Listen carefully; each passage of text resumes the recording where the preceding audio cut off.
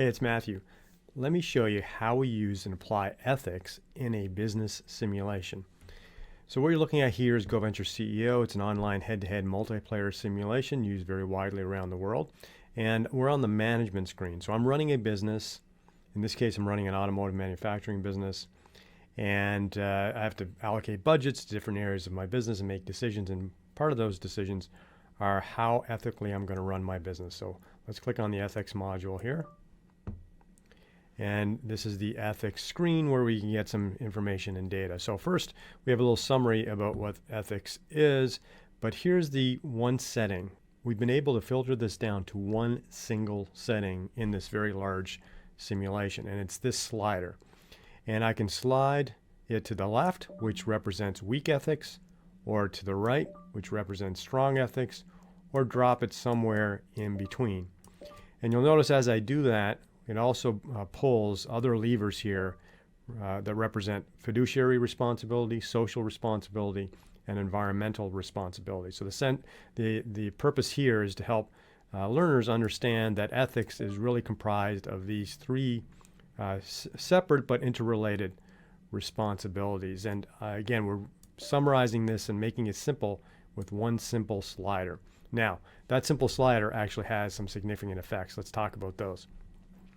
The first effect is on operating costs. So if you want to run a business with strong ethics, it generally costs you more in the short term. Your operating costs are higher because you have to implement processes and procedures and audit abilities to make sure that you are indeed acting ethically, right? You're not cutting corners, you're doing things the right way, and that has a short-term operating cost associated with it. So you'll notice here, it's telling us that if I want to be the strongest ethics that I can set here, it's going to increase my operating costs by 30%. Now in this simulation, operating cost doesn't mean everything, doesn't mean cost of goods or HR salaries. There's just a certain amount of recurring operating costs that most businesses would have to deal with, and that's what it's showing me here. On the other end, if I go with weak ethics, I can actually reduce my operating costs. Why can I reduce my operating costs? Because if you're not acting ethically, you are able to cut corners.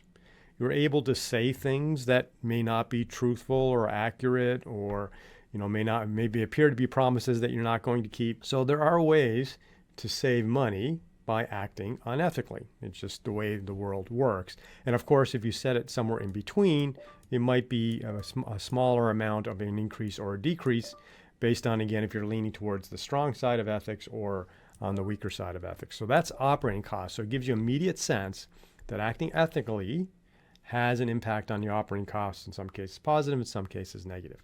Now, let's take a look on the window on the right here, which is our ethics history. So we can see cumulatively as we play the simulation, every period we can adjust our ethics, so we can kind of slowly improve them or weaken them over time, but it'll all accumulate into the operating cost savings or loss in operating costs based on those settings. And I can see my cumulative totals here. And then we have effects on brand. So now we're getting to the meat of consequences of ethics, right? So when you're acting unethically and the market, consumers, people recognize this, your brand starts to suffer. And when you're acting with strong ethics, your brand can actually benefit from that, right? So over time, your brand is either going to benefit from strong ethics or suffer consequences from weak ethics. And this brand has an effect on our sales results in the simulation. And you can see here, based on the history I've been playing, I've had a positive impact on my brand because I've acted ethically, which, by the way, has cost me 12% extra costs from an operating perspective because of those stronger ethics. Now, hopefully, my stronger brand has allowed me to increase my sales and my customer loyalty to the point where I've actually surpassed this loss of 1.7 million, that I've well surpassed that because of my positive ethics. And even if I didn't financially surpass it, I'm doing the right thing, right? So doing the right thing, sometimes you'll benefit from it financially, sometimes you won't. It's just doing the right thing. And then finally, you see here we have lawsuits. So when you're acting unethically, you're exposing your business to lawsuits, right? The more egregious the ethical violation, greater the legal consequences could be. And what the simulation does is it tracks your ethics settings and it adjusts the probability of lawsuits over time. So if you set it to low ethics, eventually, over time, your probability of lawsuit will hit 100% and you'll be sued.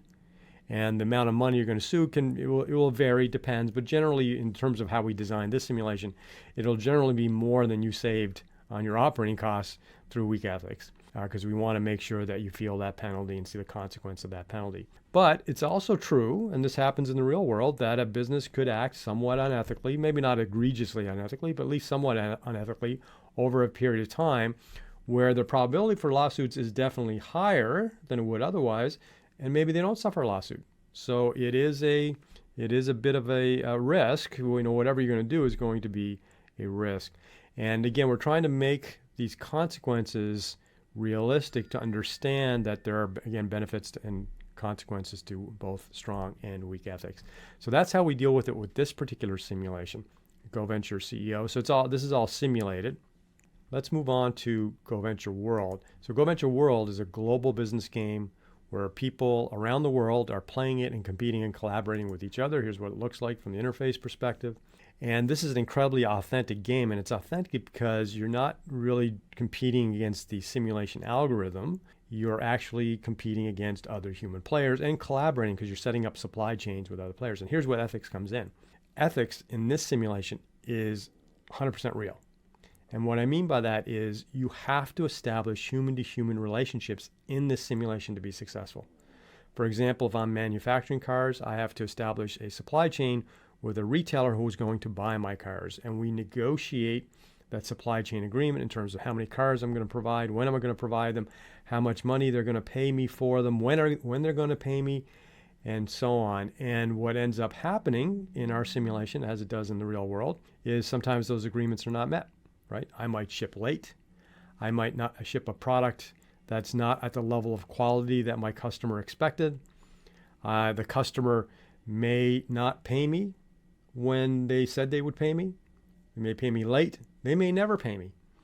So all these decisions and consequences of ethics are played out in an incredibly authentic and realistic way in this simulation. And it's designed specifically to allow those things to play out. And of course, if you're acting unethically in the game, your reputation will start to tarnish, and players will start revealing that they had poor experiences with you.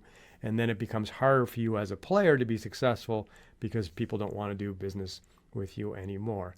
So there you have it, two really unique ways to apply ethics in a simulation type experience. I'm Matthew Giorgio.